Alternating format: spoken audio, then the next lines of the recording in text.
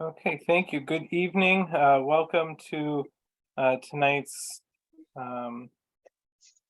meeting of the Planning and Zoning Commission Subcommittee on Subdivision Regulation Review. It is Wednesday, February 1st, 7 p.m. We are meeting via Zoom. I will begin with a roll call of members present. Mr. Hill. Alvin Hill, present. Ms. Salcy.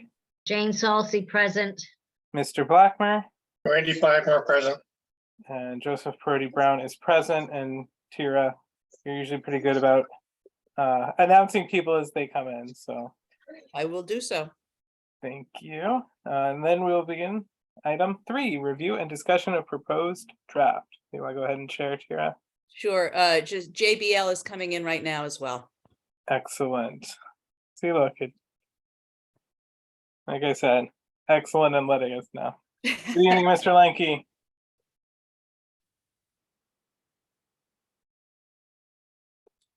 Are you in on audio, John? Yep, I am now. Okay, good. Had this about my 5th try to get in.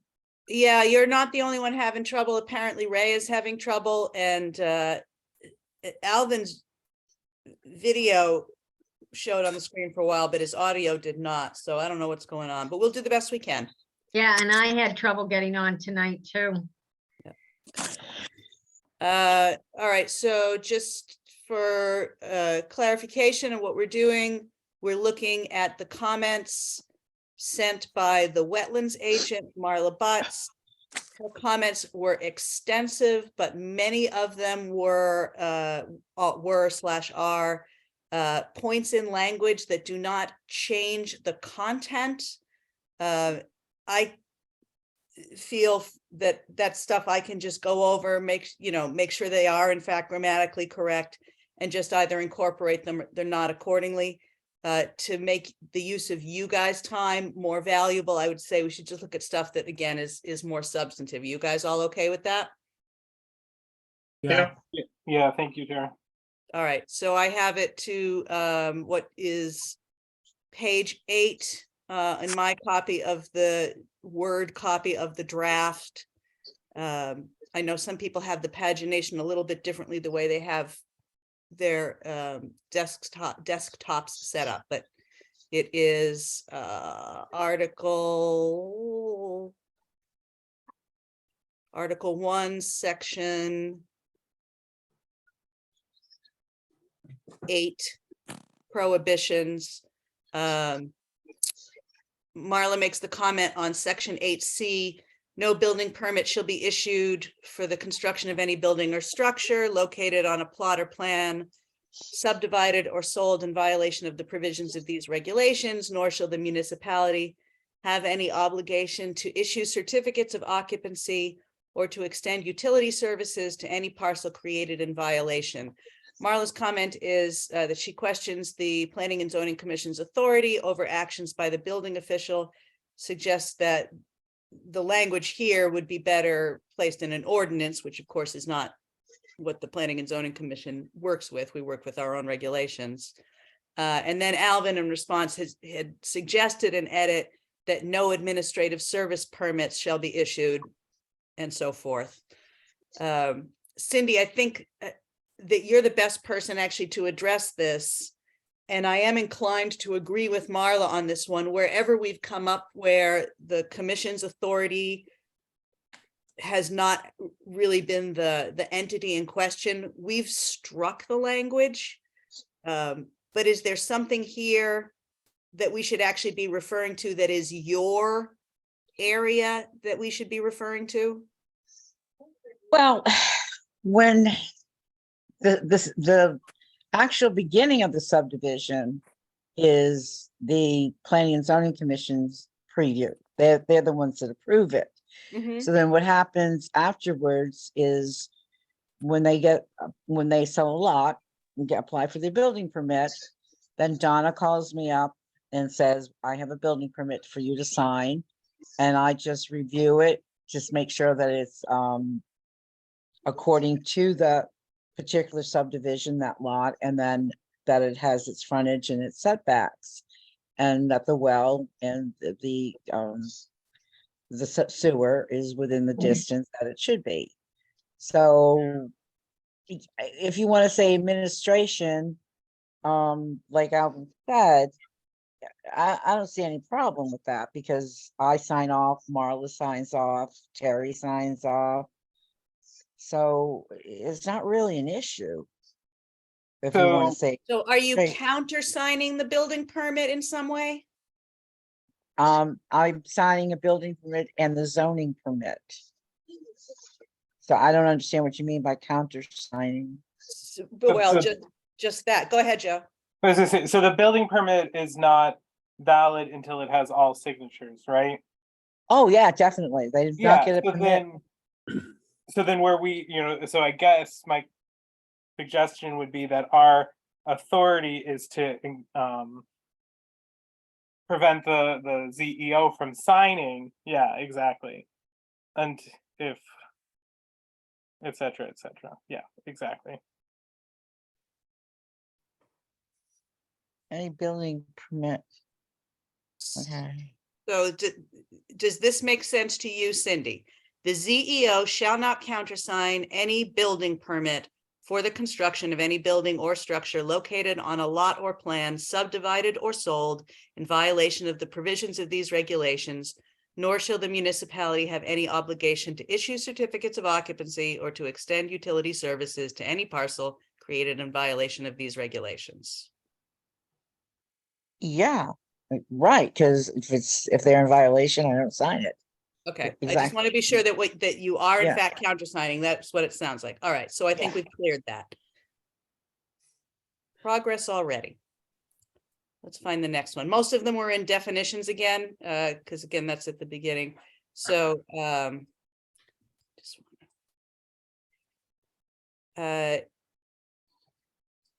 she had made some suggestions regarding how we were defining applicant. Previously, in the existing subdivision regulations, I believe you will find the terms applicant, developer, and subdivider used fairly interchangeably, with little distinction as to why one would use one versus another. Based on that, after our first go round, I had suggested that we use applicant whenever we are talking about the actual process of the application. Here comes Ray.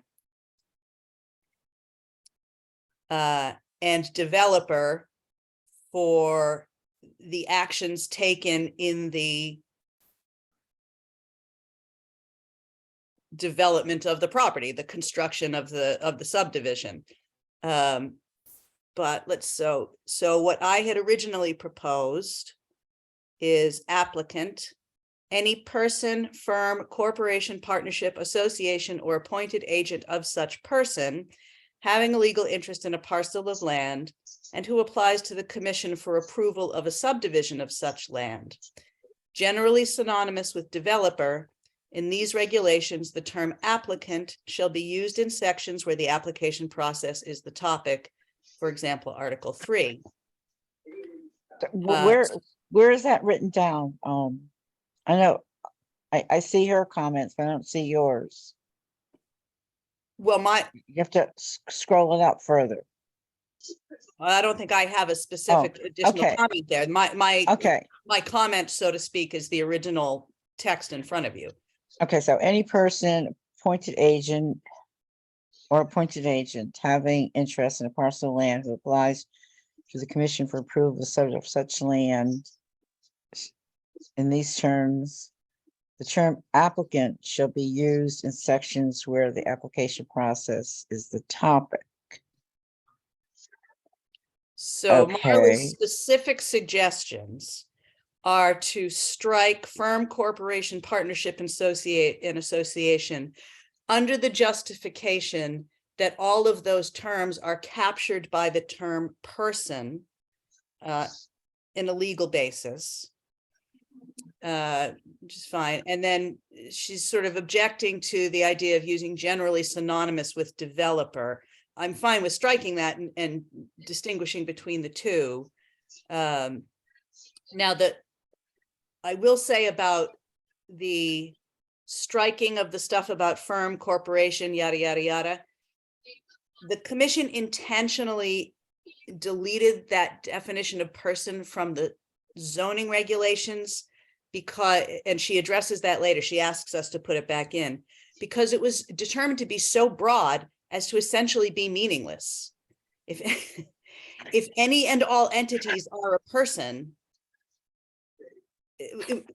you see where I'm going with that? So I do, but and unfortunately, I don't have the paperwork in front of me and I don't want to go off topic, but didn't they do a deep explanation of person in the code amendments to the regulations, the codification, the email that I read today? I only skimmed what they sent back. I do not remember that, so I cannot say one way or the other. If you have it in front of you and you can bring it up, we can. No, I reference it. don't, unfortunately. So I think it's something that we have to look on that person. And so you're saying to take person out, is that what you're saying? Well, it currently is not in, right? It's not in either the zoning regulations or the subdivision regulations, and the reasoning that we followed in striking the definition of person from the zoning regulations was that the way it was constructed was so all-inclusive that there was nothing excluded. So why are you even defining it? I want to add a note to myself. I believe what I read today, he says he, she, it, or whatever is, and he used a word for it. So we'd have to look at that. I mean, but I did read something in relationship to that today in the codification. So, well, I don't, yeah, are we making a big deal of this or what? Well, yes, but in as far as we want to be precise, we want to be precise. Yeah, And okay. I have said that I'll be as thorough as we can, because we don't want to go through this again, right? It's not like the zoning Okay. regulations where we've sort of said because uses are fluid, we will be fluid. This is a document that once adopted should be stable for years. So we don't want to inadvertently miss something important. Kira? I say, Yes, Joe. So here's what my suggestion would be right now. Until we can, verify that from the codification process, I would suggest leaving in firm, corporation, partnership, association for now. Mhm. And if the review of the codification suggests that we should include definition of person in both these and the zoning regulations again, then we Okay. revisit it. But I would certainly be in favor of dropping generally synonymous with developer. I think keeping it cleaner, simpler is cleaner. Yeah, I okay. think that's fair.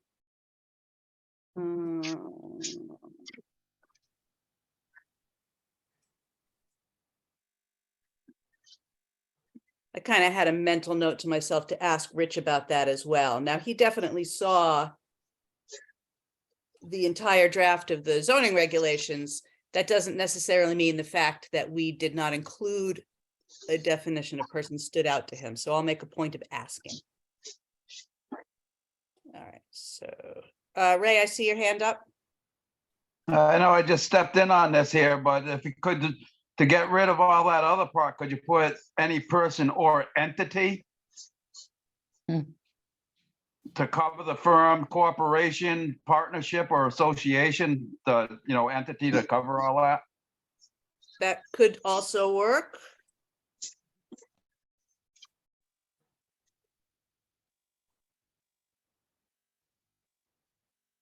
And it's less wordy, which I think we all like. Yeah, I think that's a good suggestion, Ray. All right, so those are things I will look into more. Let's see. So here we have the same thing with developer, but it's the flip. So what it currently reads as drafted is generally synonymous with applicant as previously defined. In these regulations, the term developer shall be used where the topic generally refers to the actions required for the subdivision of land. For example, Article 4. So Marla's suggestion is just to have what you see in red. Any person responsible for performing work approved or action required by the commission after approval by the commission of a subdivision application. My subsequent suggestion is to strike the generally synonymous, yada, yada, but to include that secondary statement, the term developer shall be used where the topic generally refers to the actions required for the subdivision of land. Again, to clarify why we would be using one versus another. Yeah, I like the parallelism, for lack of a better term, right, between the two. Yeah, okay. And that made good logical sense to me. So again, we want to just be on the same page here. Okay, so driveway. It is Marla's suggestion that we have a separate definition for shared driveway versus driveway. Not necessarily. No, I take that back. I was going to say not necessarily changing it, but she does have a suggested change. Her recommended definition for separate definition for shared driveway, a type of driveway that is a private access way connecting multiple buildings with different owners or tenants in an undivided lot, e.g. for a condominium development, a business park or similar uses, or connects multiple lots in a subdivision to a road or street. In other words, just splitting this in half. I'm theoretically fine with that. I would just point out that you just adopted this exact same definition in the zoning regulations. So unless either you guys feel strongly that they should be separated here, or, you know, again, I go back and ask Rich, do these really need to be separate? And he says, yes. I think that it is tidier to leave them this way. And I don't think that it either helps or harms the definition, no matter which way you go. I agree with that, Tiva. Okay. Anybody else have strong feelings there? Simple is better. I generally agree.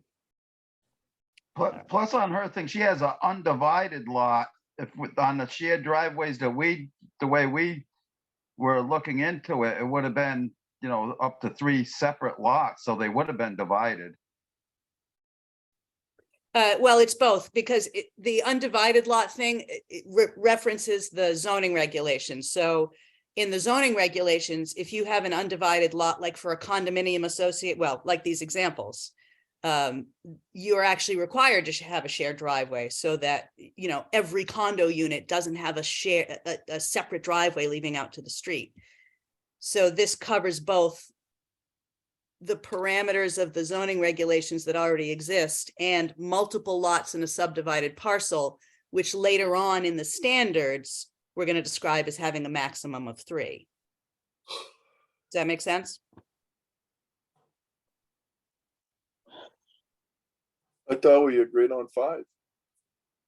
No. No, John, troublemaker. Hey, no, I'm not. All right, I am going to move on with the assumption that we're going to keep this like this is, unless for some reason council says, no, we really need to separate it, which I do not anticipate. Okay. She asked we include a definition for FEMA. That's self-explanatory. She suggested an amendment to her prior suggestion to the definition of floodplain. Essentially, wherever it's wetlands related, I'm going to entirely defer to her, and I would recommend we do the same. So floodplain would be amended to be any land area susceptible to being inundated by floodwater from any source. Simple. She also has a modification to her prior suggestion for floodway, which you see here is just a reference to the FEMA maps and the Thompson flood damage prevention ordinance. Special flood hazard areas. She asked to move in the order, this was previously a subset of floodplain, as was floodway. She's asked to move that to under S for special flood, and has changes there that we'll see later. So again, wetlands related, I'm completely deferring. Where is this?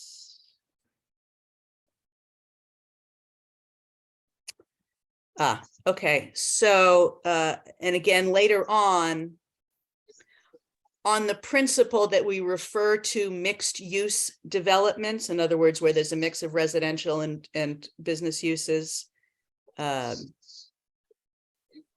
Marla has, we already had a definition for commercial use.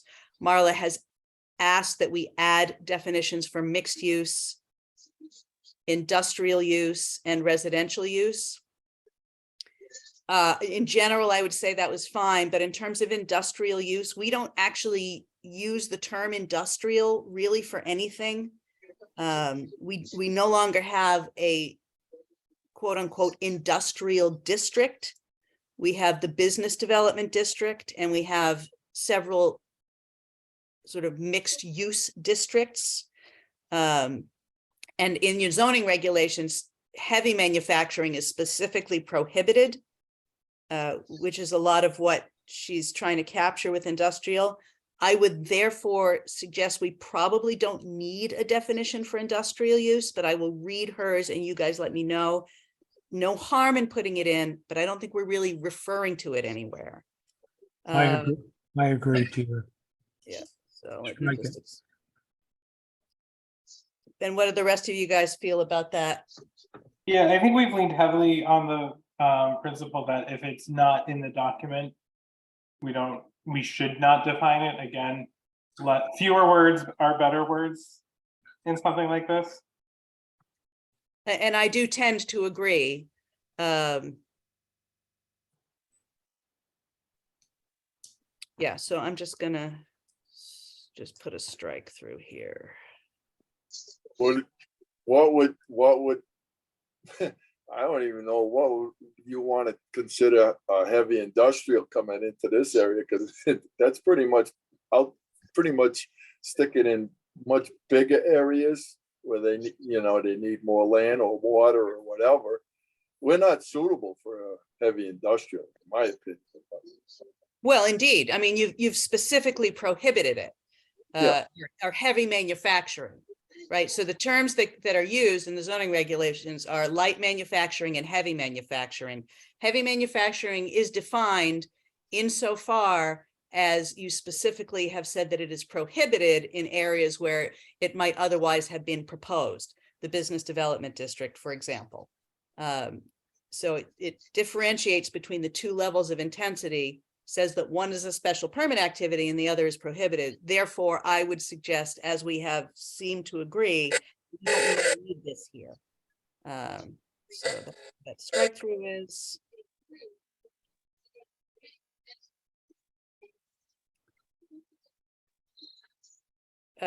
Just a formatting point. Marla seems to prefer everything under its own category. For example, she's asking that I move interior lot under I as opposed to lot, comma, interior, where interior is a modification of the lot. 6 of one, half a dozen of the other. Picky. Picky, but I want everyone to be happy. Does anybody feel very strongly that we should move interior lot under I versus leaving it as lot interior? Lot interior. A lot interior. Am I on? Yeah, you're Yeah. on. Yeah, we Okay, heard you, Cindy. yeah. Yeah, I could go either way on this, so it seems like more people are favorable about interior or lot interior, so. Hello. Yeah, and she's got similar comments for other Hello. things like, hi, yes? Okay. I'm Oh, on a that's Zoom that's meeting. Randy on the phone. Okay. And she's got similar comments for other things like, oh, we Yeah. have subdivision and then we have subdivision. comma, conservation subdivision, in other words, a modification. I personally think that they flow better when they're presented in that way, but again, if anybody has strong feelings, we can shift stuff around. Okay, so here is her suggested definition for mixed use, which is as follows. Any combination of commercial, industrial, and residential land uses allowed by the Thompson zoning regulations in effect at the time a subdivision application is submitted to the commission, wherein such uses are located in close proximity to one another, either in one subdivision lot or individually in multiple subdivision lots. I did a little zooming around online and came across, again, a simpler one that I think gets the point across, but I don't want to assume that because it's simpler, it's better.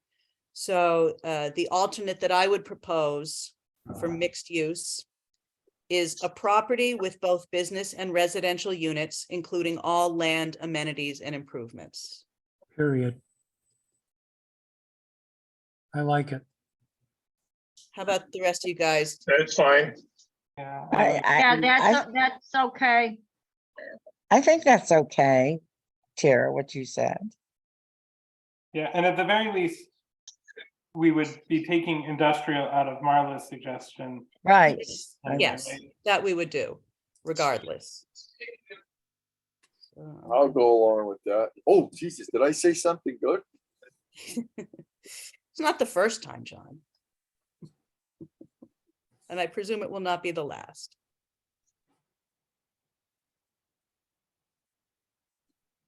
Okay.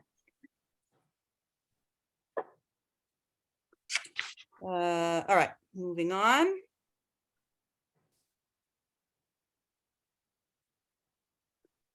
So again, here we have the person issue, but I'm just gonna, we've already talked about it, so I'm just gonna reiterate here that I'm gonna go over that with, well, I'm gonna check the memo back from the online code contractor. And if that fails to answer this question, I will just ask Rich. Because I think we were all aggravated by that wide open definition. I hate things that don't mean anything.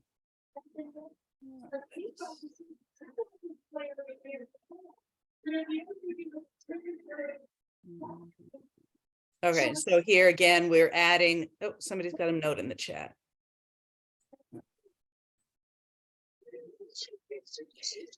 Here we're adding a definition again, suggestion for residential use at Marla's request, any real property or portion thereof providing living quarters for humans. I think that's fine. Any feeling there? I don't know, something about the word humans. You know what? Marla was saying she was talking about it with Terry and they didn't like it either, but nobody could come up with anything better because other creatures, right, can live on Homo sapiens. Oh, that's even worse. Individuals. Piltdown man, Neanderthals. Walking, Develop, breathing. develop. Let's not go picking on our forefathers of 1,000 years ago. I have to think about that one. Yeah, we have time, but human, I don't know. Oh, let me Google. It is an awkward statement, I will grant you that. But obviously the intention is to differentiate between living quarters for animals, right? That's not really a residential property. Although agricultural and residential uses coexist sort of across the board. There's an overlap. Yeah. Right, Oh, but wow. if it was a solely agricultural parcel that housed only animals, you wouldn't call that a residential parcel. Okay, Google doesn't have much better advice. Person, human being, mortal. Okay, I think it originally said human beings. and humans was determined by Terry and Marla to be less awkward. Okay, I think it's just awkward. yeah. I have another question actually about that one. Okay, I don't speak lawyer very well, right? Like, is living quarters, what would prevent a hotel from being a residential use according to that definition? that's an Mm. excellent point, actually.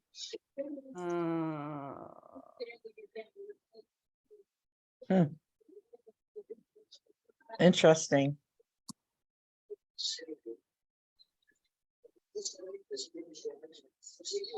Let's just open it up. Living quarters? But you said a hotel, right? Well, Yeah, hotel, motel.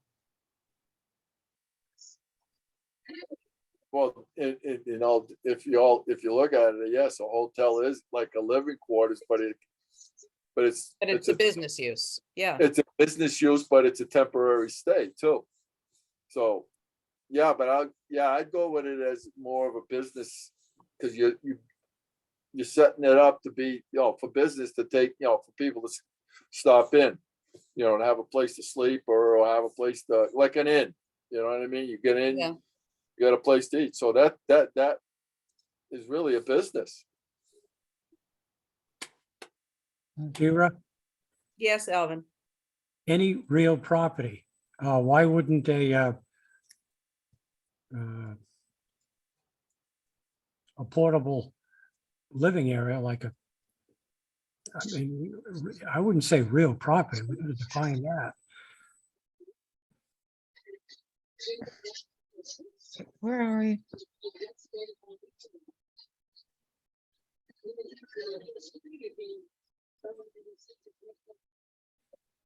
I didn't get, okay. Okay, I'll go back and look at that.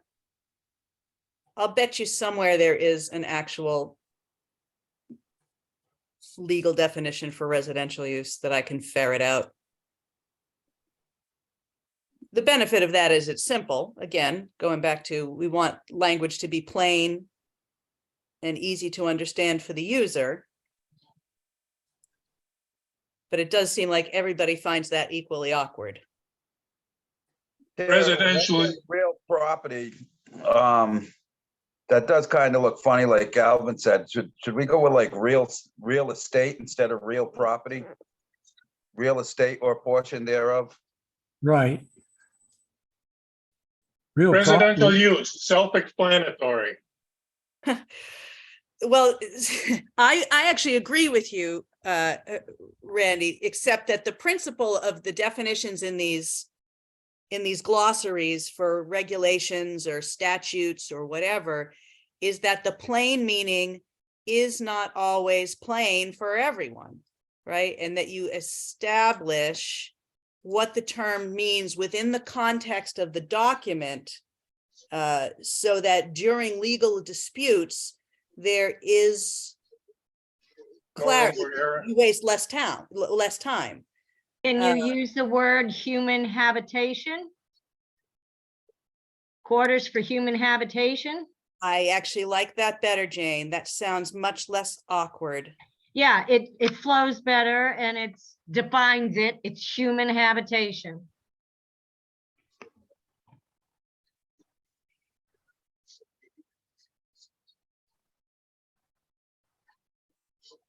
Ms. Quinnebot comes through again. And how about this to address Joe's point? Not including, I mean, any real property could be a mobile home, but that's human habitation. It's got to be Yes. connected to land.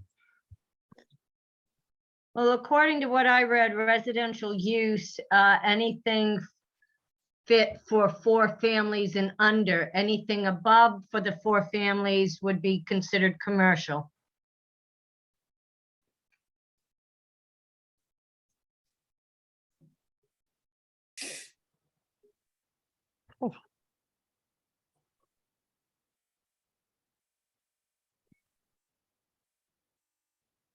I have to go back and check that language about lodging for transients, but we defined something similar in the zoning regulations about, country inns and B&Bs and stuff. So I'll just, That would be considered commercial, wouldn't it? right, but to Joe's point, if we go with the truncated one, any real property or portion thereof providing living quarters for humans or human habitation now, what about that doesn't apply to lodging if you're reading it just literally? So, Yeah, that's why what I just said, what I had found with the residential use, it was anything for 4 families and under would be considered residential, anything 4 families and above would be considered commercial. But that's just what I have read.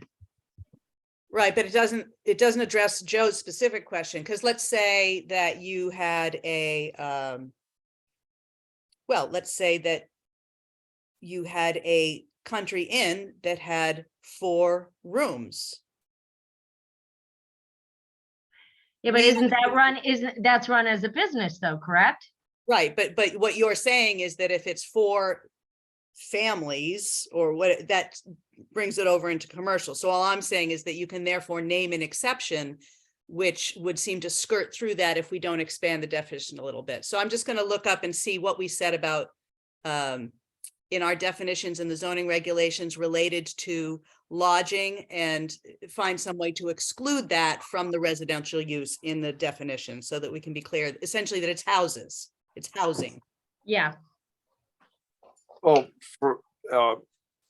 I can give you a personal thing. When I was out in Pennsylvania, when I was out that way, I stayed at, it's called the Country Inn, and they only had 2 rooms. And then downstairs they had their little like a place where you could have breakfast and lunch or whatever. And it was called the Country Inn, and it was right in the middle of the town in Denham, Pennsylvania, and it's called the Country Inn. And they only take care of, like for 2 families. That was the max, or 2 people or whatever. And it was pretty nice, but it's considered a commercial, like a commercial business. Right, So- right. I think we're all in agreement on that. Yeah. It's just how to not inadvertently include that in a definition of residential, that's all. But Well, I'll go back and make the comparison, John. If nothing else, just go back to the human habitation and stop there. I mean, if you don't find anything better. Yeah, I think that's fair. Okay, so just want to call attention to this statement. And I agree with Marla on this one. I know why this is here. Under right of way, any of the following in the first bullet point, that portion of land which is made available for the construction of roadway, ditches, draining structures and utility lines, and is to be conveyed to the town in the case of a proposed town road, or conveyed to an owners association charged with maintenance of such right of way in the case of a private road or shared driveway.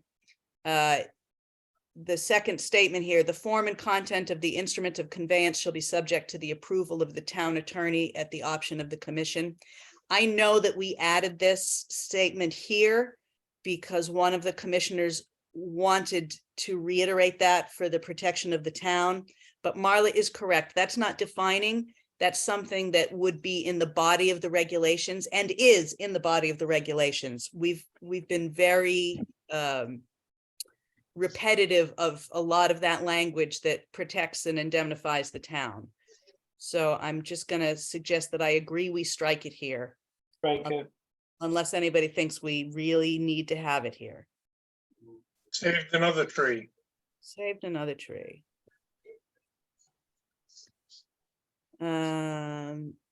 Sediment again is Marla amending a definition she had sent over to us previously, so we can pass that.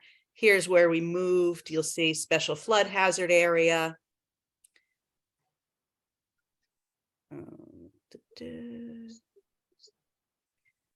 Subdivider goes back to that discussion of applicant versus developer. versus subdivider and how they're all sort of mishmashed together in the current edition. We don't really refer to subdivider very often. The recommendation is to strike and just always use either applicant or developer. I would agree with that. Simple is better. Yep. Yeah, strike it. Struck. Wait a minute, you're striking the whole thing? The definition of subdivider, Oh, where okay. we will only be using the terms applicant or developer. Because they can be specifically referred to as following one Okay, course no. of actions versus another. Subdivider really does neither. I got it. I was thinking of when you're saying re-subdivisions and that. Okay, no, I get it. I'm good. Okay, good. Again, here we have the note. Marla likes conservation subdivision better than subdivision, comma, conservation. I think we've already cleared that concept.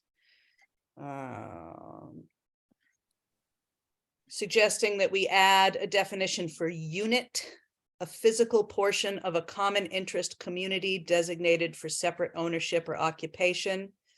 I think that's fine.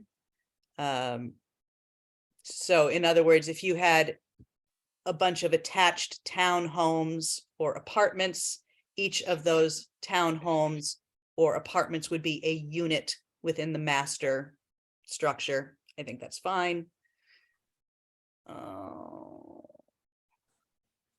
And that was it for definitions.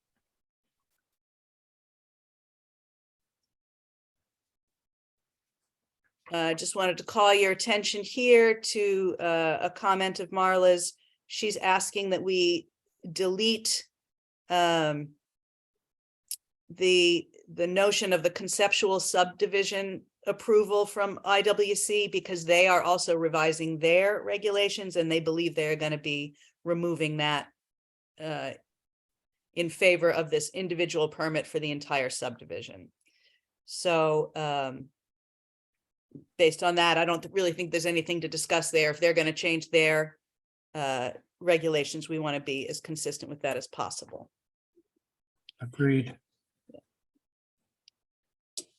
Okay. So here is again one of these areas where, you know, person, firm, or corporation, or let's just remind here, person or entity.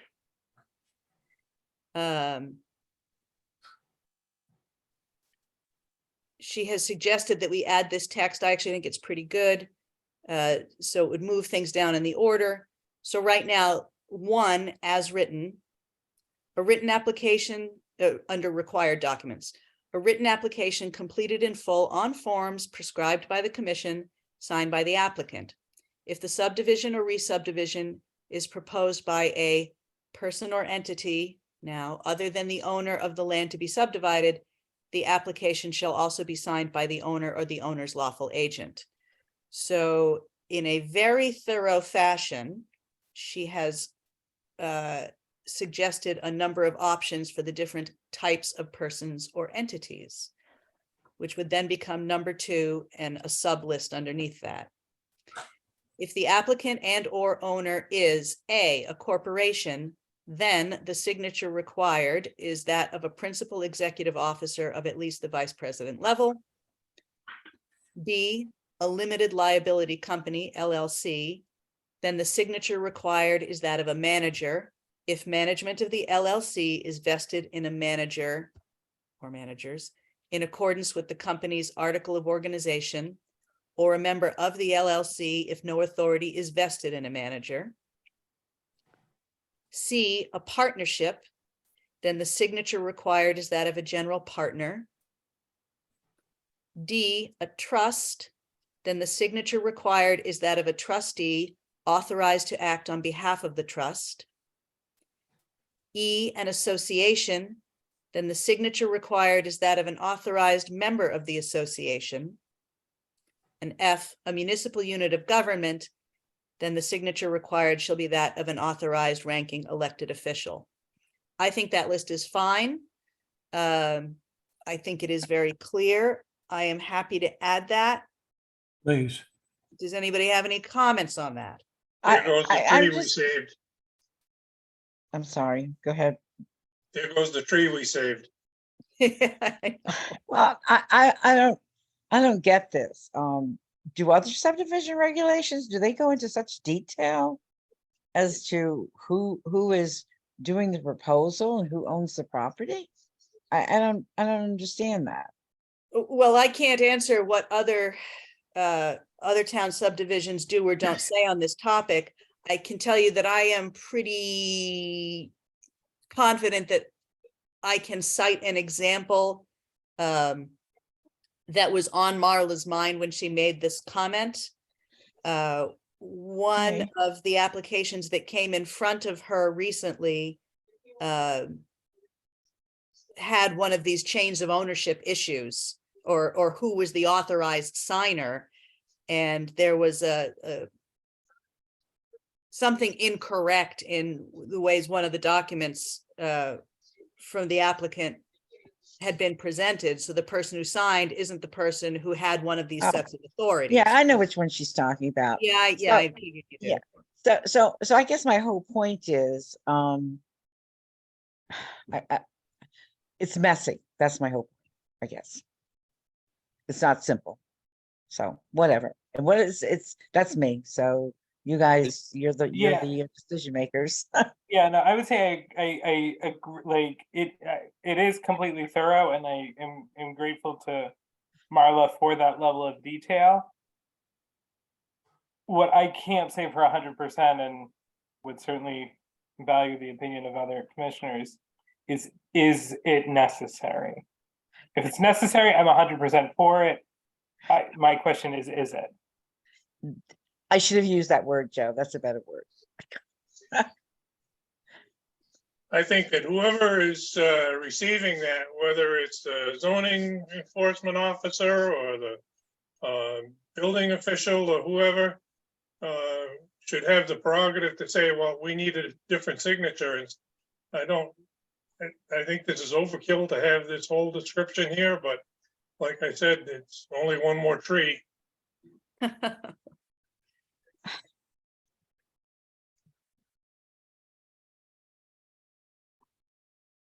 How many times does this happen where somebody would come in? It's very convoluted to me. I simpler is better, which is the way I usually go. I guess I'm assuming that whoever is signing the papers is the one that's supposed to be signing the papers, but as I learn, I guess that doesn't always happen. I mean, is it a necessity to literally put out step by step by step who has to sign these papers? So that's exactly one of the things that we are here to discuss, because this is, although I think the intent is clear, right? Yeah. It is an addition of complexity in the document. And, based on my conversation with Marla, and I'm sort of representing her point of view here since we're reviewing her comments, is that because these applications for subdivision are complex and undertaken by often by entities such as, big commercial developers who are looking for loopholes, that you want to squeeze the oxygen out of that. And I take her point. I don't think that this applies very often. I feel that her response to that would be, yes, but when it happens, you want to be able to point to it with clarity. And couldn't you just say proof of legal signature of applicant concerning the application? Proof of origin? Yeah, something that makes it, one sentence rather than 10. Yeah, I hear that. I do think I definitely value that. If it's going to protect the town potentially, then I think it's important to keep in. I do think the way Marla has structured it as a series of if-then statements, like it is clear to me. It is a lot of additional information, but it is not presented in a confusing manner to me. It is or is not? It is not. I find it clear and logical. Yeah, No, I it's mean, clear just on to simplify it by saying proof of validity of the person that is signing the application. That There was is a covered lot right in on here. the last sentence of the black type. Also be signed by the owner or the owner's lawful agent. Well, that's where it currently ends in the That's draft. where, well, I think that covers it. I think it covers it too, Randy. If it comes to Cindy and she says, well, I don't think you're the lawful agent, then Cindy can say, question it and get another, tell them needs another signature. I see your If it hand, comes to Ray. the building officials or the same thing. There is a lot on here, but you also got to remember there is some companies that come in and they look for scapegoats, and then they could have somebody else sign it. At least if this was in there, you wouldn't have an scapegoat from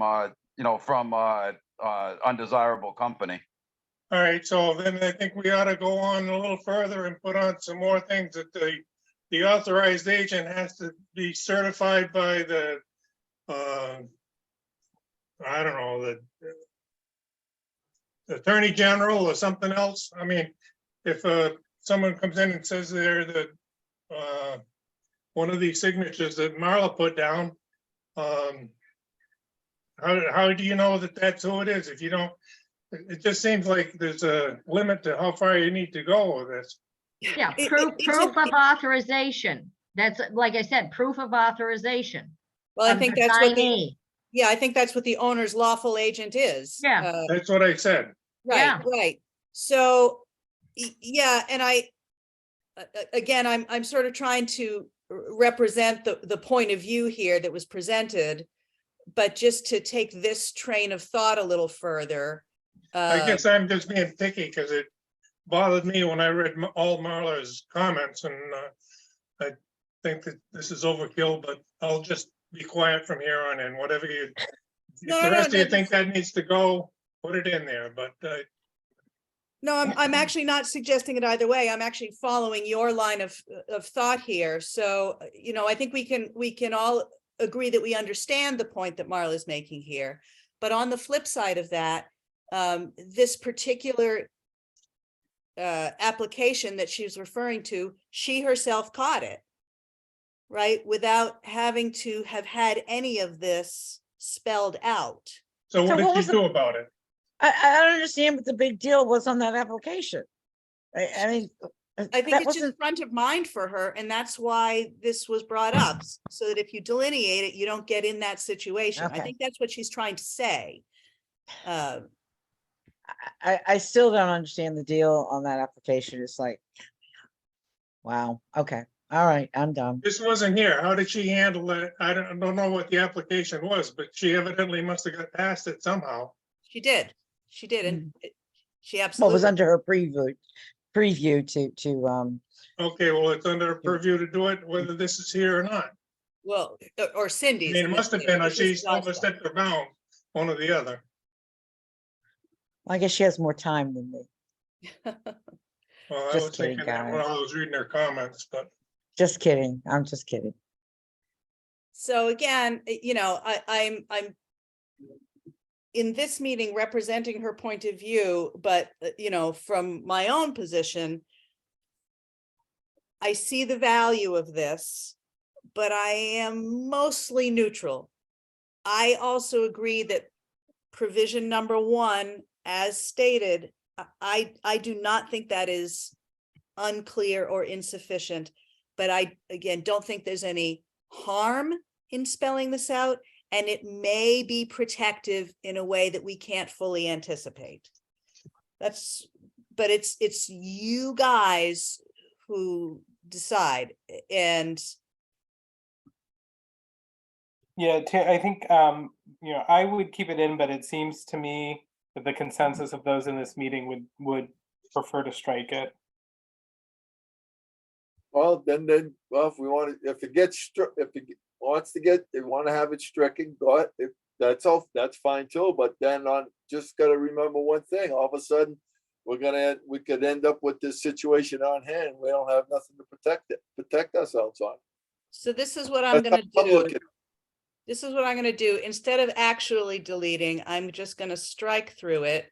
Since we know that I'm sending this to council before it becomes a publication, you know, a draft for public comment, I'm just gonna say, hey, Rich, what's your feeling? That's Need it, fine. That's good. not need it? That's Maybe good. he That's a has, compliment. maybe he has a simpler way of putting it. Or maybe there's a simpler way of putting it. Yes, good observation. Yeah, you had that right in the top under number one, the end of, Yeah. the end of the thing. The applicant shall also be signed by the owner or the owner's lawful agent. But that's all right, ask him, and then maybe we should have an item G, it must be signed in black ink and double signed, or With blood, with Notarized. blood. Oh with my blood. God.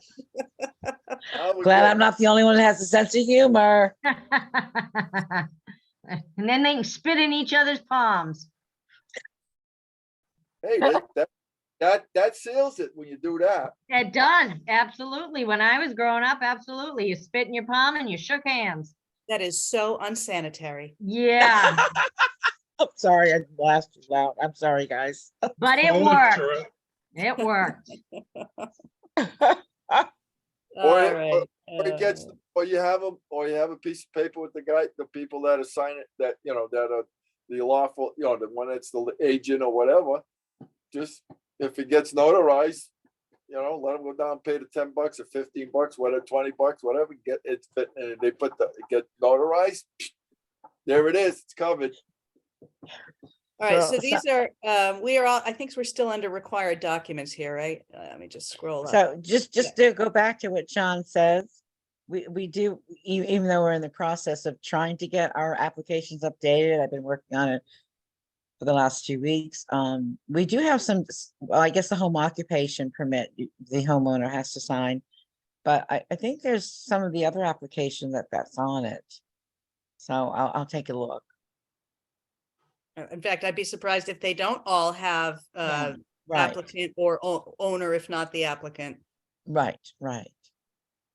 All right, so still under required documents, and again, these are some suggestions for new text, and I do think that these are favorable.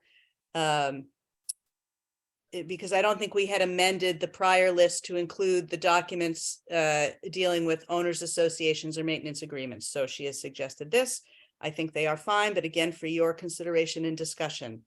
Which one what are we talking about? Number 17? We're on page 20, number 17 and Okay. proposed number 17 and 18 under required documents. Number 17, for any subdivision containing a private road or roads, the applicant shall provide a document containing the proposed language for the establishment of the owners association for the maintenance and liability agreement that is proposed to be filed on the land records and reviewed by the town's legal counsel. Number 18, for any subdivision containing a shared driveway or driveways, the applicant shall provide a document containing the proposed language for maintenance and liability to be placed on the deeds for any proposed lots with shared driveways in accordance with Connecticut General Statutes section, and this is backwards again. I don't know why this keeps coming up backwards. 42 through 47F. And that says 14 instead of 18, Tara. Yeah. Thank you.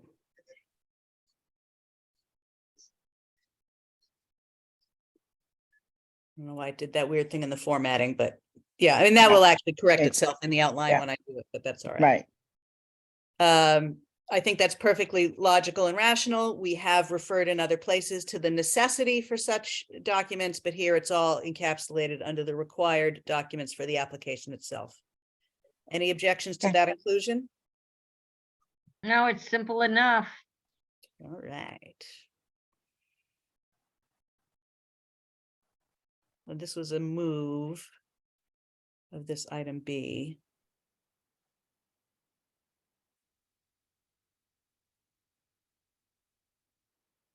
Application process and consideration. She's asking us to move letter B down. To what? to section E, so we'll get there in a second. Okay. So new letter B would be the commission may waive the application fee requirement in whole or in part for resubmission, blah, blah, blah. Regardless, the PZC will still have to publish a legal notice of its decision on such applications. Oh, should this language be moved to section 2B2 on page 20, which means moving it up in the order.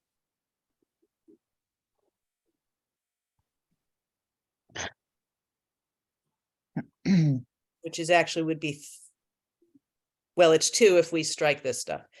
So, oh, yes, I see her point. So we refer to under required documents, the non-refundable application fee. But then down here, under application process and consideration is a reference to the commission's ability to waive the fee. She is suggesting that should be moved up, essentially as a modifying thought to the requirement for the fee. So it flows with that one. Yeah, which I think is fine. That makes sense. Let me just do this. I'm not going to delete it. I'm going to copy it and paste it and see how that flows.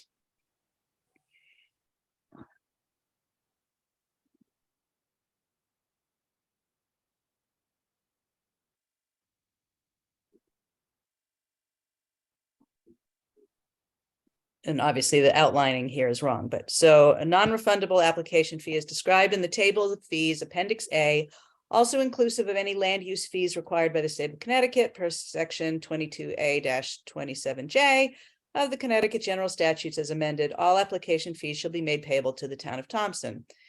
What would then become number 4, or however it would be numbered. The commission may waive the application fee requirement in whole or in part for the resubmission of an application, submission of a revision, or submission of an application for the purpose of correcting an existing illegal subdivision. I tend to agree that that flow is pretty good.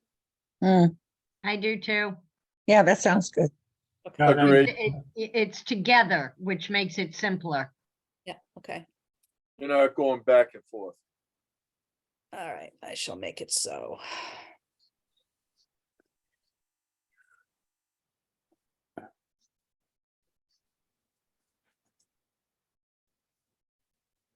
Okay. We are doing so well. Don't shoot us in the foot yet. I didn't say we were perfect, John. I just said we're doing well. So this is the section, this one that moved from here becomes number 1 under E decision. In accordance with sections 8-26E and 8-7DE of the Connecticut General Statutes, the commission shall not render a decision until the Inland Wetlands Commission has submitted a report. If time for a decision by the Planning and Zoning Commission elapses prior to 35 days after a decision by the Inland Wetlands Commission, the time period for a decision shall be extended to 35 days after the decision of the Inland Wetlands Commission. This provision shall not be construed to apply to any extension consented to by the applicant. That does seem to be more in relation to decision than to whatever this was, application. Yeah, and not to get too nitpicky though, I don't know if I would make it E1. I do think it belongs in the decision section, but I don't think it should be the first thing in the decision section. Okay, well, let's look at that. The reason I thought it should go first is because you guys are not supposed to approve those things unless they get their inland wetlands approval. So it seemed like that was a first step. But where, based on this order, do you think it would go better?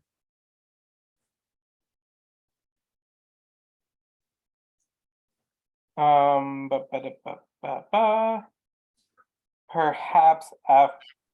as E2. I think the first thing should be, should focus on this commission's decision. Then, what a possible extension to that 65 days would be. And then what happens if the commission fails to move within the allotted time period. Okay, That was a thought that was going through my mind. If we have 65 days to make a decision and we don't make that decision, that application, I believe, is automatically approved, correct? I Right. believe So you do we are have the correct, authority Randy. to say you have to wait? You gotta give us another 35 days because the Inland Wetlands Commission hasn't decided what they're doing on it? I don't think that we have the authority to do that. Well, it sounds like the statute requires us to do so. But you're right, Randy. The next thing underneath that is that where you can see it right there at the top of the next page, the failure of the commission to act shall be considered as an approval. But I mean, I don't obviously have these statutes memorized, but nor do I have the binder that Alvin created. Right. So So what- which comes first, the chicken or the egg? So what state statute did you quote any state statute on the decision making the 65 days? Because the one we use for the commission, if the applicant approves an extension, then you're not bound by that 65 days. Well, the citation we have is section 8-26. That's for the Subdivision. that's for waiting for the inland wetlands. It's also cited under the failure of the commission to act within the prescribed time. Correct. I'm sorry. Yes. It is But not we cited didn't have in to- the. Act until wetland commission, we should have 65 days after the wetland commission gives their approval.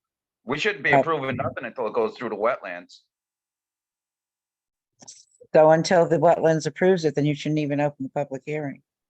Right, that'd be the one way Correct. to That- get That's around. what it. that's what I was getting at. Thank you, Cindy. Okay.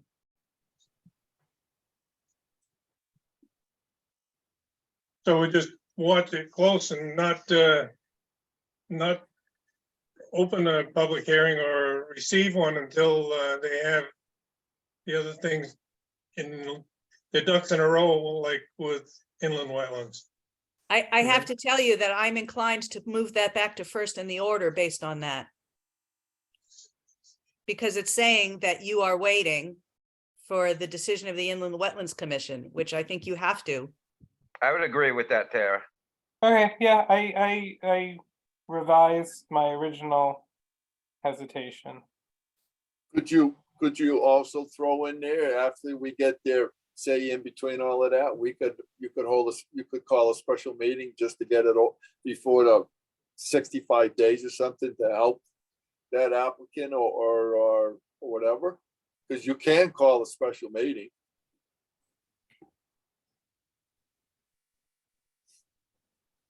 We can, but I think it's better if we don't have that written in, because then they'll push us that we have to do it. And if we know that we can do it, I don't think that has to be written in there. You know, if it's our prerogative to do it, that's fine, but we don't need them telling us that we gotta do it. Yeah, No. none of this says that it has to be at a regular meeting, John. It just says it has to be within a certain time frame.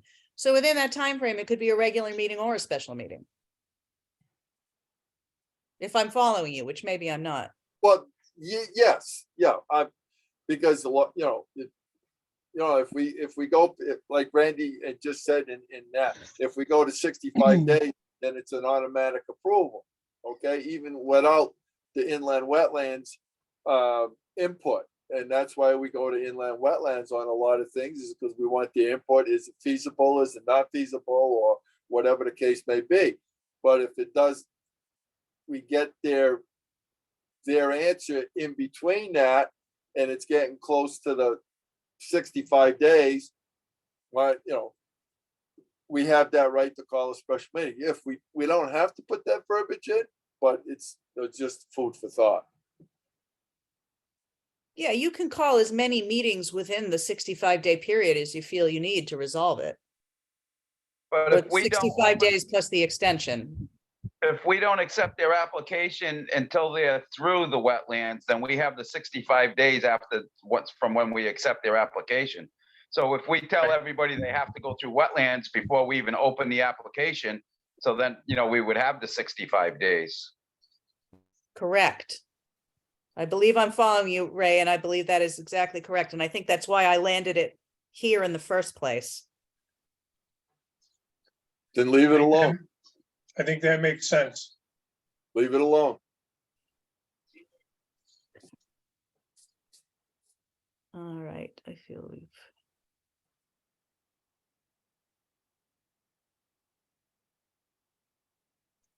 Oh, yeah, this was one that baked my noodle a little bit. How much did it bake it? Well, we're about to find out. So where are we? We're under decision. Commission approve shall include and be conditioned upon the following as applicable to the particular application. A is fine. B, completion of any road, any required road drainage or other public infrastructure improvements prior to endorsement of the record subdivision map, or in lieu of such completion prior to endorsement, execution of an agreement and posting of an improvements bond payable to the town of Thompson and acceptable to town council guaranteeing such completion. The standards and conditions for the bond are described in Article 4, Section 8 of these regulations. I swear I was reading Marla's comment and this section back and forth, and Isn't that what we do already? yeah, mean, well, you know- I was feeling very like, I wasn't sure what B is actually trying to say, similar to her comment. How can the completion of road work be done prior to approval? Of course, it can't. Do you mean that the posting of a bond in accordance with Article 4, Section 8 of these regulations can be required prior to the endorsement of the record subdivision map? If yes, then just say that and replace the current language. I think she's probably right, but I just, reading them back and forth, it was making my head spin. Can anybody help me make sense of this? So if they're putting a road in, a large, let's take the Valley subdivision, for example, he had to place a bond for the road. Yep. So technically,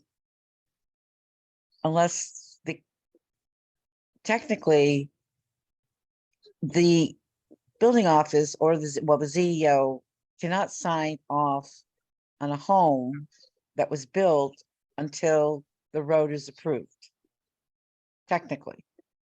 But you have let that, well, in Donovan's case, you waived it. It's very confusing. You're right, Tara, it's confusing. Yes, About and I this- wonder if completion isn't just supposed to be approval. I believe the completion is approval. So once we approve it, then it goes to the town, the board, the selectmen to approve the road, and then the bond gets released. We did that for, up off of, 197, what's that, Monahan? 193. Yeah. Oh, which one, John? I'm sorry. Um, I'm gonna interrupted you. The one Madison that- Ave. Madison Avenue, thank you. Yeah, okay, that's what I thought. Okay.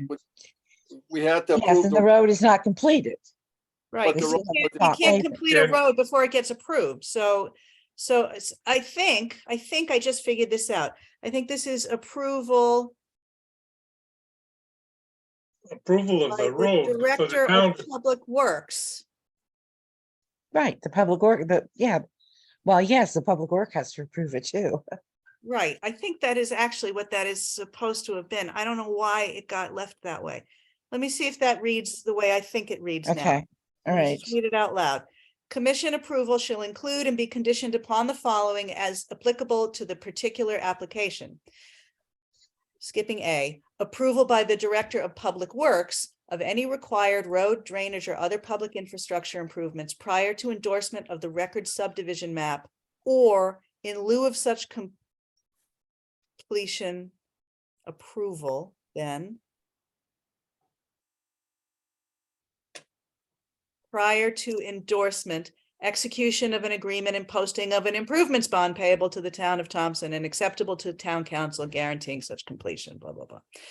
I think that's what that's supposed to say. Does that make sense to you guys? Yeah. Let me read it again. Approval by the director.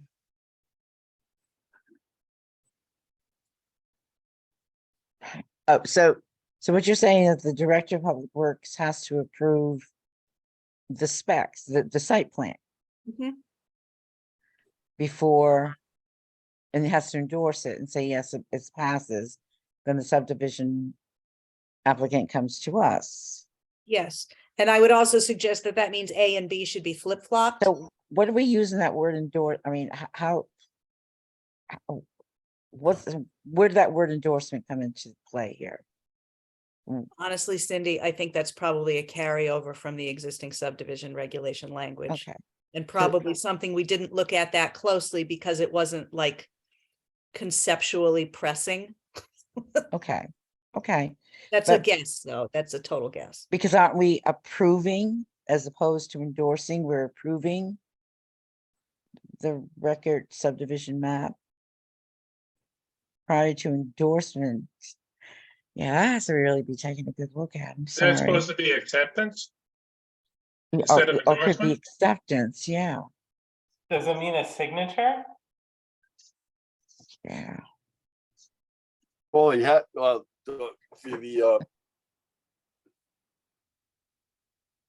gentleman at the town, the general foreman or supervisor, he has to sign off, or he has to sign the paperwork on it. Yes, he saying- does. Yes, because, yes. Because we went through this on Madison Ave. Yeah, when we Rich was still are. there. That has Well, still we has. are. Yeah. Okay, so if endorsement is meant to be the equivalent of signature, is whose signature? The chairman's signature or the DPW director's signature is being referred to in? DPW. Okay, DPW.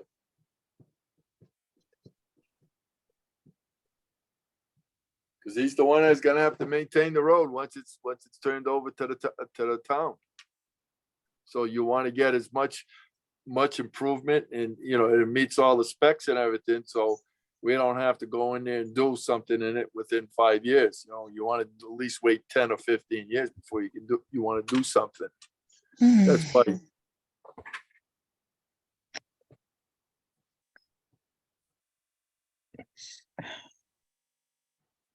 all right, I'm gonna read it one more time. Commission approval shall include and be conditioned upon the following as applicable to the particular application. Approval by the Director of Public Works of any required road drainage or other public infrastructure improvements prior to the director's endorsement of the record subdivision map, or in lieu of such approval prior to endorsement, execution of an agreement and posting of an improvements bond payable to the town of Thompson, yada, yada, yada. So is that what it's called? He's called the Public Works Director? The Director of Public Works is his. Director of Public Works, okay. Yeah. Okay, DPW, okay, all right. Just wanted to get that clear. Yep. Yeah, okay, great. And I would also suggest that based on this, A and B are out of order. Right, because how could we have the date for the construction of roads if the Director of Public Works hasn't approved it yet? Agreed. Right? Yes, Great.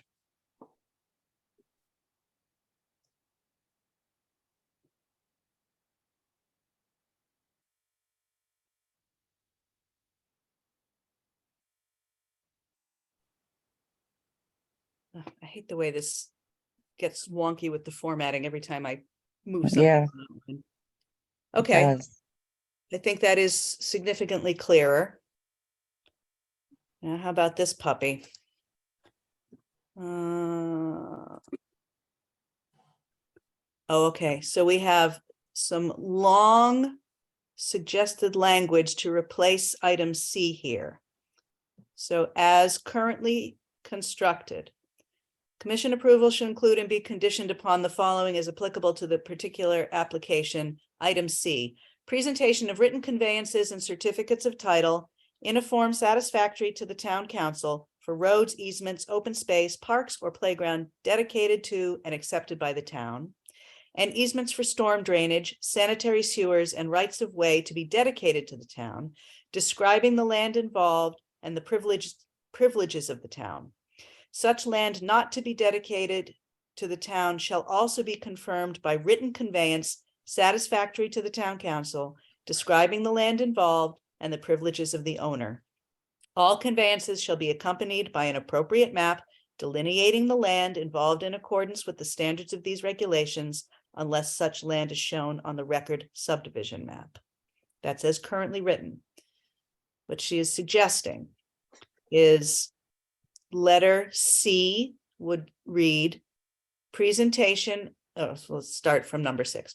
Commission approval shall include and be conditioned upon the following as applicable to the particular application. Letter C, presentation of written conveyances and or deeds in a form satisfactory to the town's legal counsel containing language as written below, accompanied by an appropriate map delineating the land involved in accordance with the standards of these regulations, unless such land is shown on the record subdivision map for 1. Any subdivision containing roads, easements, open space, parks, or playgrounds dedicated to and accepted by the town, easements for storm drainage, sanitary sewers, and rights of way to be dedicated to the town, and language for describing the land involved and the privileges and or responsibilities of the town. 2, any subdivision containing private roads, the final language for the owners association declaration, such declaration being as defined by section 42-202 of the Connecticut General Statutes. 3, any subdivision containing shared driveways, the final language to be included in the deeds for each affected lot that contains, at a minimum, the rights and responsibilities as identified by section 42 to 47F of the Connecticut General Statutes. I kind of like that it separates the thoughts out. What do you So what- guys feel? In terms of clarity, I mean, what we're after here is the best clarity. So what chapter is it? What, 126? That's an excellent question, Cindy. I do not know. I mean, I don't have the book in front of me, so I don't know if 126 goes that far.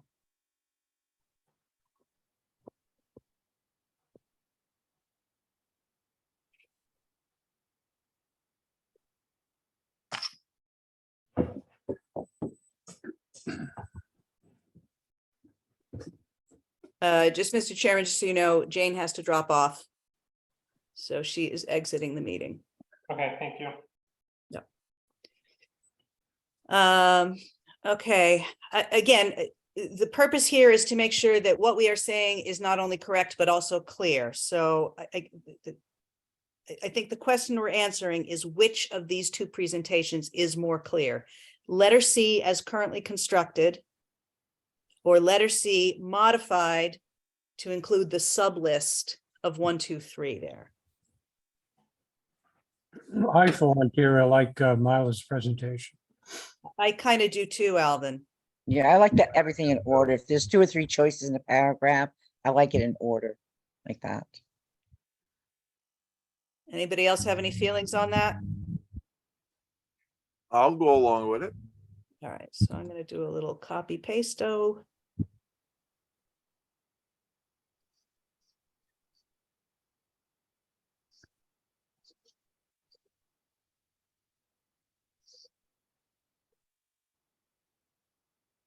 There it is. Oh, God, this is going to be chaotic to clean up tomorrow, but I'll be able to do it.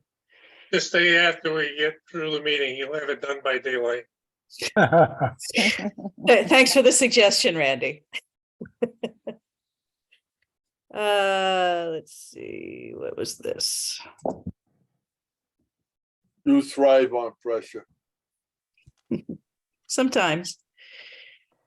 Oh, yeah, this question, and I understand Marla's point here, but I am going to say I disagree on this one.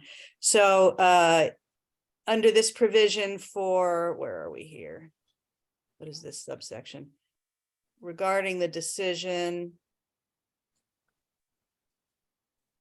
Although I think this is actually should go under filing and recording, but regardless, the applicant shall also deliver the record subdivision map, construction plans, and grading plan in digital format prior to the signing of the final Mylars. All digital mapping data shall be provided in a format accessible to staff in the appropriate town offices, assessor, town clerks, blah, blah, blah. Now, we got rid of the digital service fee last week. That was fine. Marla's follow-up comment is to state explicitly what digital formats are accessible to staff. I understand why she would say that, but I differ with her in that standards and formats do change over time. So just because we're looking for things maybe in CAD now or PDF form or JPEG, that doesn't mean that that's what it's going to be 10 years down the road. There may be some other platform that gets used that's more common. So I would, in this case, recommend leaving that more open-ended so that we don't have to go and hold a public hearing to amend the document to say it's going to be an X format versus Y format. I Even agree. from now, it could change. Anybody else have any thoughts on that? I don't want to, steamroll Should that over it. go up into where the applications are? I actually think this needs to go under filing and recording. Right. I was just dealing with the content, but yes, the answer is yes, it needs to move. In fact, I'm just going to do that right now. Move it to the next stall.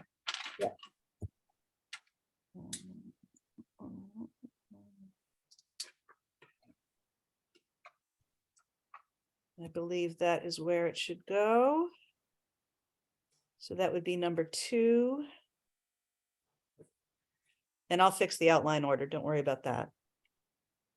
So filing and recording, the endorsed cover sheet shall constitute the applicant shall also deliver the record subdivision map. Yes, that flow is much better.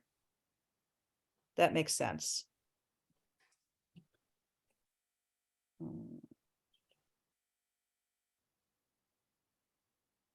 As-built plans before release. Hold on, let me go up here. What's this note? Within 90 days after delivery of the endorsed map to the applicant, Marla thinks that this should refer to the developer rather than the applicant. This will depend on the final form agreed upon for the definitions of the 2 terms, but is currently construed. Oh, so that's actually my follow-up note. I believe that this is the applicant. They're not the developer until they start doing the work. I think anything that's referring to the Application right, that's is the applicant, Yeah, it's not the developer there. right? But her follow-up question was, and this is a question I have for you, Cindy, because it's a logical question. So within 90 days after delivery of the endorsed map to the applicant shall file and record the map in the office of the Thompson Town Clerk, except that the commission may by resolution extend the time for such filing and recording for 2 additional periods of 90 days. The map shall remain valid until the expiration of such extended time. So her question is, what happens if the extended time elapses? Is there a penalty?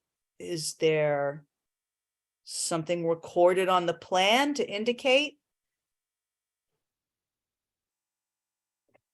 I mean, it's probably never happened, but if it happened, what would we do? As long as it has nothing with us. I have to be very honest, Chair. I would have to really look at this closer Okay. with more time. So, yeah, 90 days is a long time. It's 3 months. So And can't 2 get it in. additional periods of And up 2 to 90 more days. additional Exactly. ones, that's 9 months. Exactly. So what you're saying, what she wants to know is comments, what happens if the applicant timelines are violated, is failure to return the, I don't know. Wow. Yeah, that's deep. He could stall that for 3 months or 6 months if he wanted to make any type of change. So whose fault is that? And that shouldn't fall in our lap. If if he's being negligent or whatever, we're not going to hold it up. We're going to do everything to push it along. I think you would have to relate that back to the approval. And then, like a month later, she says, oh my gosh, I forgot this. So I have to get permission to adjust this, because I think there's a clause in that to do that. So it involves a whole series of issues if they're not going to file it right away.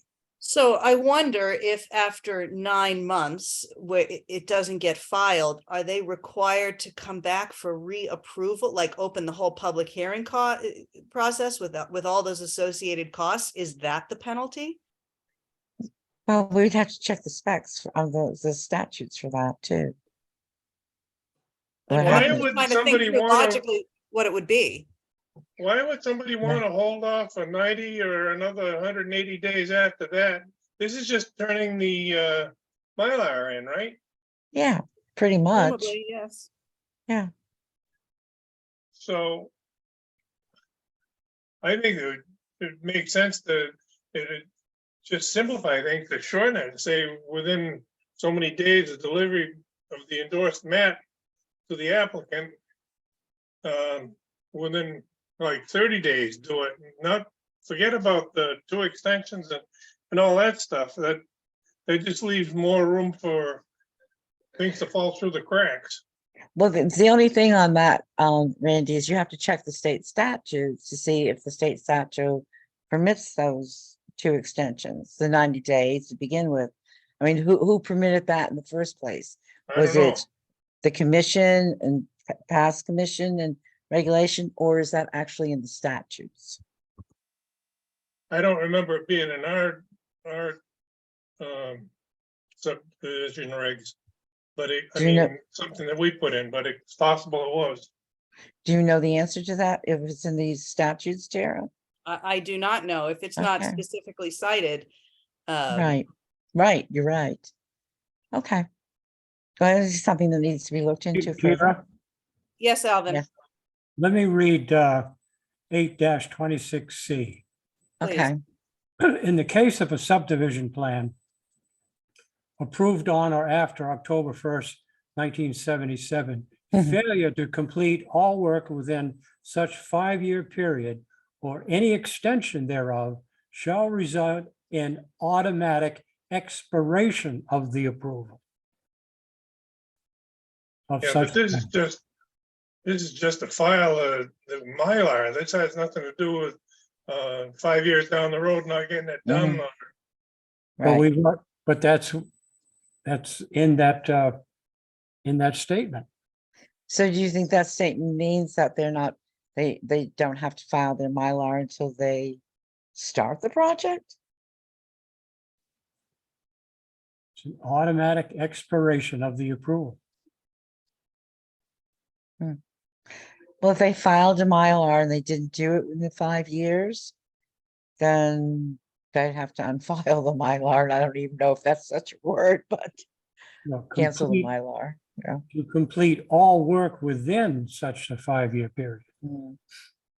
I think this needs a little research. Yeah. Yeah, I've got a couple notes popped in the sidebar there. Okay.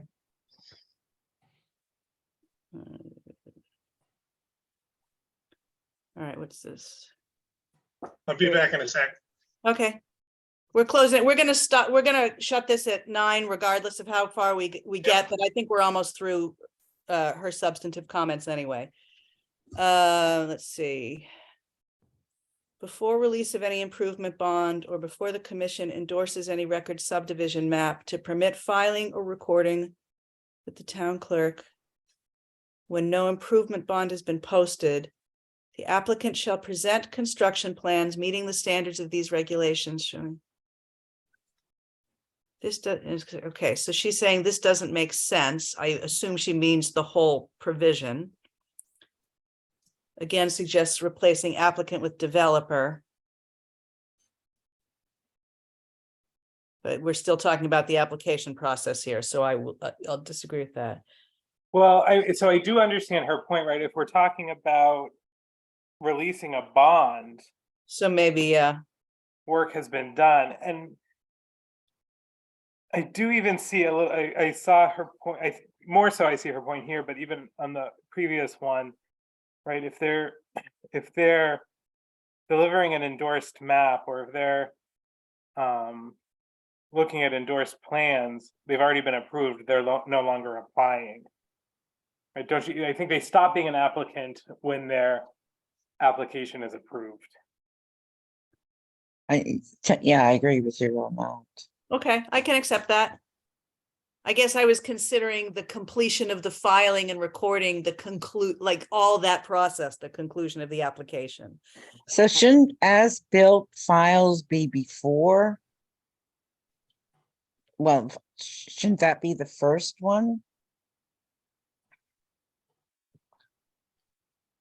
Because you can't file the as-built until the chairman signs them and the board approves it.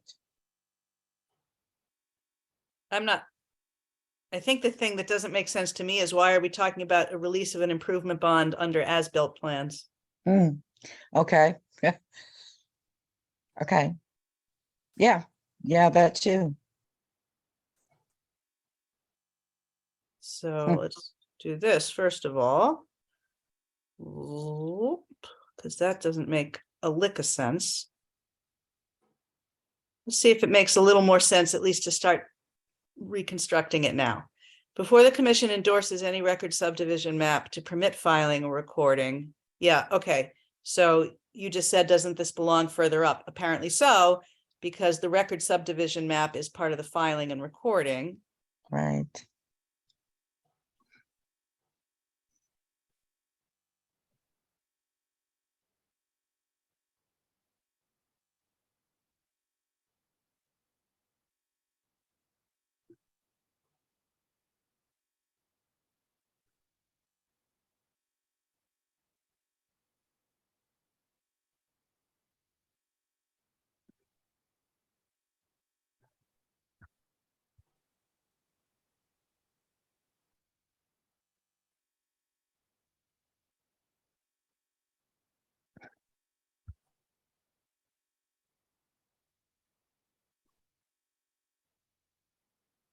Okay, so filing and recording would now read this way.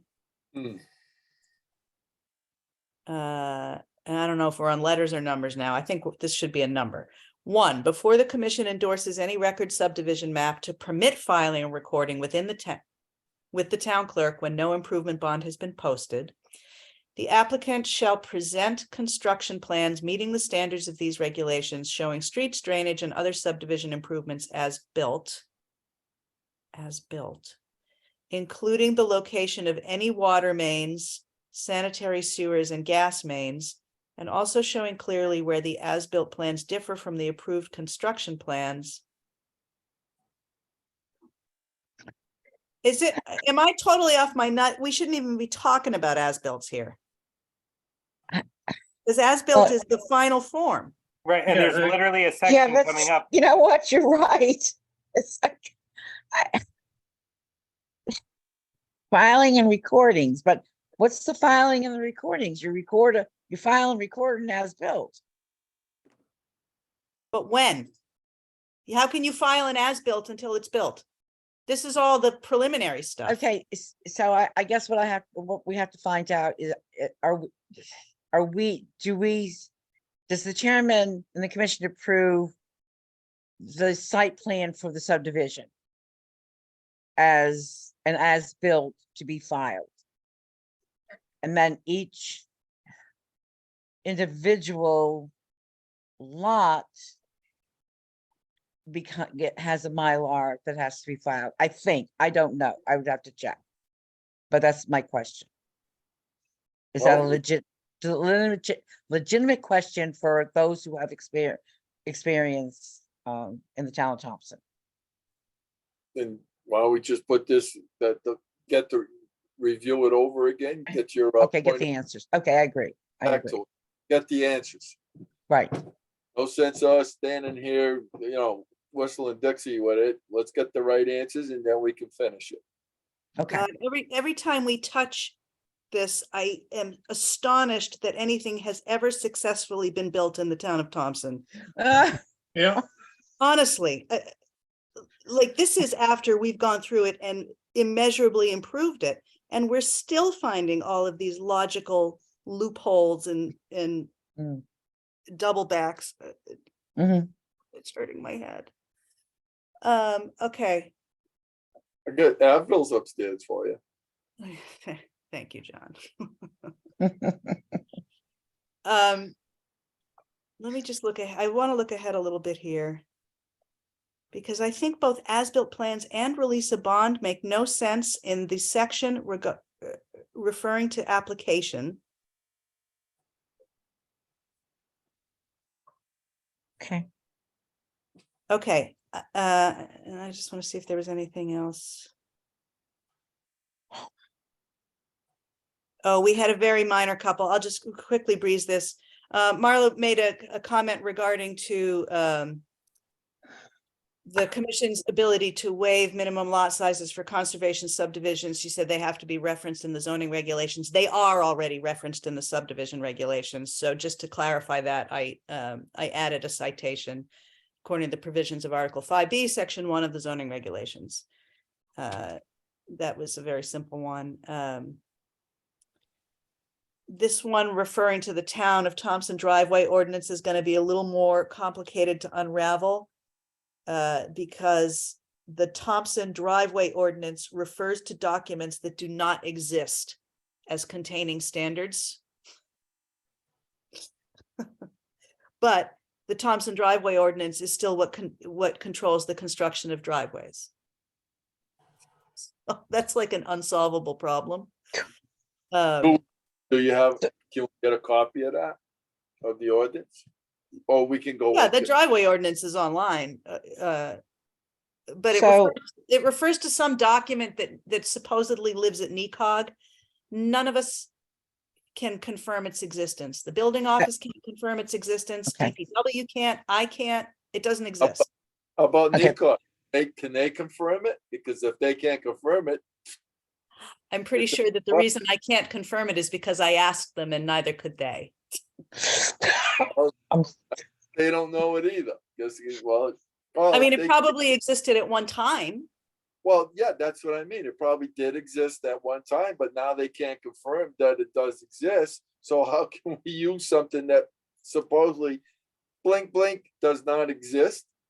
Right, but we still, the residents of the town are still bound by the conditions of the ordinance to construct their driveways. Well, then I guess. Planning and zoning commission can't solve that problem because the code of ordinances is not your jurisdiction. Right. Correct, but it also can be, we could send a recommendation for them to look at that and to review it, to bring it up to date or. Take You it know what I think I can do, John, because we got the code online drafts back, Yep. which we'll talk about at a later time. So that's the final format of the zoning regulations, but also of the code of ordinances. I have obviously been paying more attention to the zoning regulations. We may have already discussed that in that draft review, because there were 4 or 5 of us who worked on that project. I just don't happen to remember. I don't remember reading anything about that today, But did you look at both this thing on the ordinances or just the things on zoning? oh no, I looked at the ordinances. That's why I showed you that word that should be location instead of vacation is in the Okay, ordinance. right. Oh, that was in the ordinance. That's right. I remember now. Right. Would Janet know anything about the driveway ordinances? She may, she's away this week. We have already loosely, and that was actually what I was going to wrap up with. This is as good a breaking point as any, and we've more or less cleared almost all of Marla's comments, except some in these last G and H sections, which I don't even think belong in this article. She and I are going to sit down because one of the other sets of comments that she did provide is that there are things here that are out of order. And when we put this aside at the end of August or whenever it was to go start working on the zoning regs update, one of the last things that we had said was, oh yeah, we got to look at the order again. So that was actually a reminder to do so. But I need to do it with somebody who submits applications so I can see what doesn't make sense, right? I can feel my way through a good deal of it. But the reason I'm telling you that the reason as-built plans and release of bond are still here is because I don't necessarily think of it like an applicant in that way, right? We just took stuff that was existing carried it over. They didn't have changes that we thought were crucial to the philosophy of what we were doing. So now here we are looking at it again. So So- you want to sit down with Janet to do this? You I saying am. Janet? Okay, Just for just for what order did the things make sense? yeah, I'd like to be involved in that. That would be helpful. Yeah, sure, of course. We haven't set a day or a time. Right, for this right. yet. Yeah, she's skiing, so she she's doesn't want to do skiing. it now. Although she Yeah, did say I- it might be too cold to ski. I was gonna say, do it Saturday morning. It'll be too cold to ski then. Yeah. I'm gonna be wandering around Chinatown in 10-degree weather all. Are all you day. serious? Oh, yeah, we go for Chinese New Year every year, and this year it's gonna be a bear. Not the year Is of it the down in bear, New York City or up in Boston? Boston. Oh, okay. I'd try the one in Miami if I were you. I don't think I can make it there and back in an afternoon. Okay, so I think we're good for today. Anybody have anything else they want to toss out before we close it out? I don't want to cut anybody off. Nope, sounds good to me. Okay, Okay, if we don't hear anyone else, then I can move to item 4 on the agenda and entertain a motion. I make that motion. I'll second it. Motion made by Mr. Lenke, seconded by Mr. Blackmer to adjourn. It is 8:49 PM. Thanks, everyone. This was a really good meeting. Have a great night. as Good always, I night. appreciate you guys. Have a good one. Good night. All right. Have a good one.